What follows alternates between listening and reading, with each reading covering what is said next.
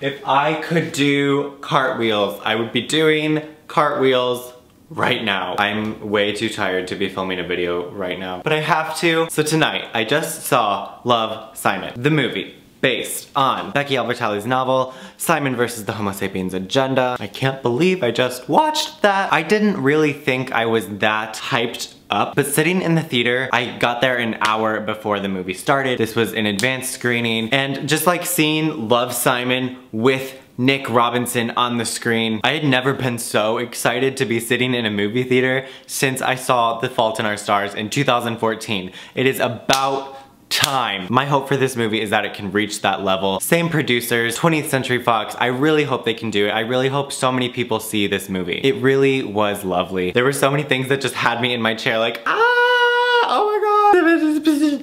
I was so happy. If you haven't read the book, the movie is slightly different, but in all the best ways. Isn't that nice when it can be all the best ways? No complaints about the adaptation. The plot was like restructured. You know, we start the movie before he meets Blue. I think that is logical. I absolutely loved the moment when we found out that the voiceover we had been hearing was his first email to Blue. It made the entire thing so much less cheesy. One of the moments that just had me riled up early on was when he gets in the car heading to school and he puts on Bleachers on his phone. He's got the playlist and it's all my music. I can't believe Bleachers was on this film so much. It's probably no surprise to you watching this because it's January when I'm filming this, and today we found out about the whole Bleachers thing, so there has been time to prepare, but I had no idea. So Roller Coaster is playing. We see on the screen executive music producer or director or something, Jack Antonoff. Jack Antonoff's name was on the screen. I was like, all right,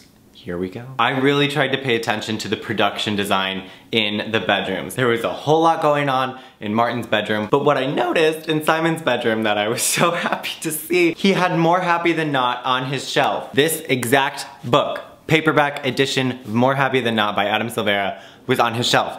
Did you see it? There's also a sly copy of The Upside of Unrequited. It was so exciting to see it there. So like, there are obviously pieces of this story that I relate to from just like going through being gay in high school. I don't totally relate to his coming out process. Most of the friends that I made in high school already knew right away, but the things he would discuss, like having a crush on Daniel Radcliffe, waking up and seeing that Harry Potter poster, I was dying. That is so real. The Daniel Radcliffe crush when you're growing up, reading Harry Potter and watching the movies. But then what really got me after that, you know, the Panic at the Disco videos with Brendan Urie. Oh my gosh. Just that little clip of Simon, he had like pimples on his face. Too real. Too real. For me, the sexual awakening was Logan Lerman as Percy Jackson, but I also very much relate to the Daniel Radcliffe and Brendan Urie phases. I thought Nick Robinson did a really nice job. I feel like he and Catherine Langford are the new Shailene Woodley and Miles Teller. They're slaying all of the adaptations, but also Amanda Stenberg. Can't wait to see The Hate U Give. But I had seen Nick Robinson in Everything Everything. He's so adorable. He's got such a great look. I've never seen him do an interview or anything at the point where I'm making this video. I thought he did such a nice job as Simon. He was so real and emotional, and I felt like he really took the time to understand the nuances of all of the things he was doing. There's so many moments that were just painful to watch, but so real. The leaf blower guy, the I like your boots, like, hey, I'm Simon, I live here.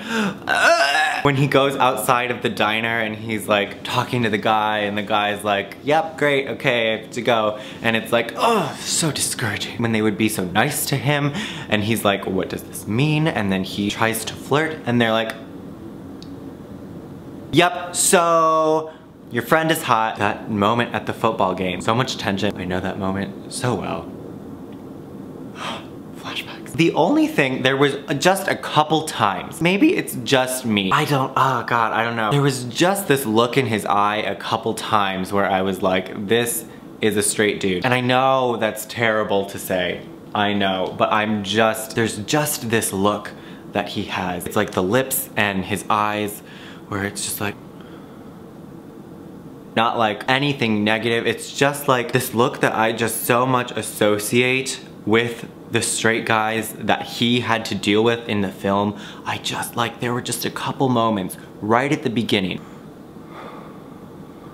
I don't know how to explain it, because that's kind of his face the whole time, but I bought it most of the time. Really loved Katherine Langford. This made me so excited to read Leah on the Offbeat, which if you don't know about that, it is a sequel from Leah's perspective to this. I enjoyed the diversity in the cast so much. Nick and Abby were so fun. The musical director, when they were doing Cabaret, her opening scene was just so good. Watching her watch them do that, and she's like, fuck it, like, oh my god. And then her moment at the end, wow, what a great actress and what a great character. Loved that. This is the kind of book to movie adaptation that was successful in the way that it did not have me thinking about the book the whole time. The only thing I was like, I know this is coming, is when the whole Tumblr thing exploded with Martin's bullshit. When Martin came up to him at the Ferris wheel at the end, I get it, screenwriter, but that was rude. I was nervous for a second. I believed you. Great use of the one F word when Simon tells Martin to fuck off, or like leave him the fuck alone or something. I enjoyed his character so much, especially towards the end when he was getting emotional, and his moments with his mom and then his dad, but especially the scene with Jennifer Garner when she said that she could tell he had been holding his breath. Their dynamic throughout was really fun. If you're gonna say breakfast is the most important meal of the day, that's really cliche.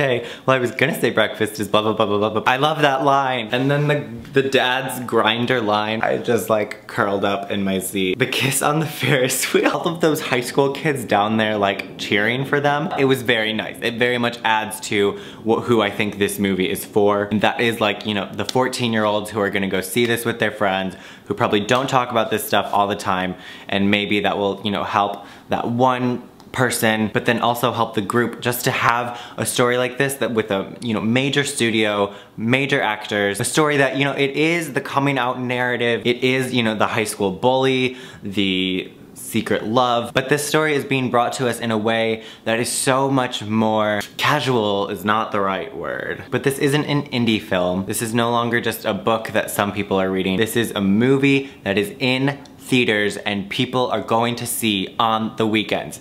People who don't ever seek out queer stories are going to see and experience and know this story, and they're gonna see all of those high school kids, the athletes, the friends, the strangers, cheering for two boys kissing on top of a Ferris wheel in high school in the suburbs of Atlanta. And that is why I love this movie. There's two little sequences that were like the coming out one, like when they're all coming out as straight that we saw in the trailer. That was funny, but I wanted it to go on a little bit more. I felt like the biggest punch was one we had already seen in the trailer.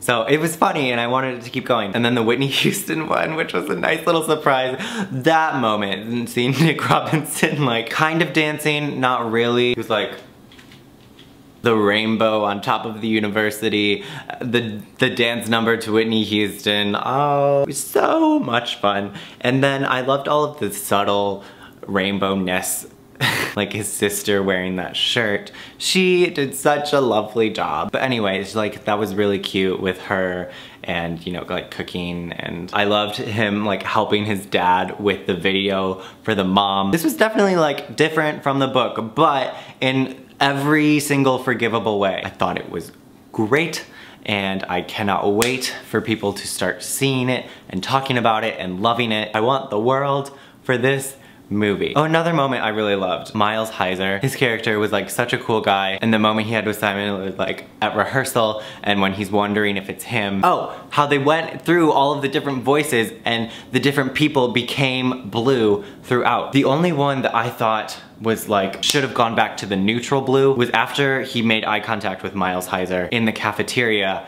after the whole Tumblr thing, and Miles Heiser kind of like looked away. That I thought was an indication that like, this is not blue. Did anyone else feel that way in that moment? And then when he goes up to him later and asks if it's him, it was really sad, but I enjoyed the way he was like, do you want to talk about it? Like, I'm here for you, I'll be your friend, I'm sorry. But I really did think by them showing him walking through the cafeteria and then Miles Heiser like looking at him and kind of looking away, I thought that was totally their way of saying, oops, it wasn't him. But then like he kept being the voice of blue and he wasn't gone until he actually said no. where was I actually going with, oh, I just wanted to talk about that moment with Miles Heiser because that was really nice and really heartfelt. So I'm filming this video way early, so if I have more thoughts, I will put them here. Wow, I'm so glad I have to wait 2.5 months to share my thoughts on this movie because I remember more things that I wanted to say. Every time I discuss this movie, I get into like this weird like blah, blah, blah. It just makes me so happy that like at the screening, the whole audience was laughing and cheering the whole time. Like this movie needs to exist, and I know that because every time the trailer comes on when I see another movie, I like tense up and I get nervous, and I shouldn't. And I always just have this weird feeling of relief when everyone laughs during the trailer, like at the end. It's just like, it's such a nice feeling. Something I forgot to talk about was the other gay kid. I don't remember his name, but he was fabulous. I loved that character. If he was a character in the book, I don't remember. I should have gone back and looked. He definitely wasn't like that big of a character. This movie, it's kind of funny because it's kind of, it was very much like the premise of Simon, but